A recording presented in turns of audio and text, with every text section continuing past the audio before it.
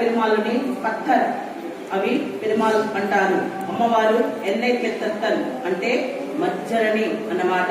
శ్రీనివాస విమానంలో ఉండే ఈ దంపతులని వరుణుడు దర్శించాడు. సముద్రరాజు వరుణుడు ప్రార్థిస్తే లక్ష్మీదేవి ఇక్కడ స్థిర నివాసము ఏర్పరచుకుంది.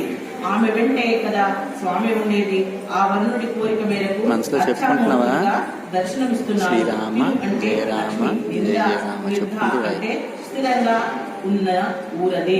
ఒకనాడు తిరుమలై ఆళ్వార్లు దర్శించవచ్చినప్పుడు ఆలయం మూసి ఉంది.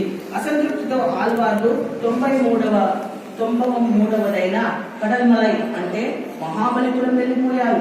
ఇంతలో అమ్మవారు స్వామిని ఆళ్వార్లు పాడితే కదా మన స్థానం దివ్య దేశం అయ్యేది, వెళ్లి పడించుకురండి అని ప్రేరేపించి పంపింది. స్వామి మహాబలిపురం వెళ్లి అడిగితే ఒక్క పాట పాడించారు ఆళ్వార్లు. తిరిగి వచ్చి అమ్మవారితో ఇదే విషయం స్వామి చెప్పాడు.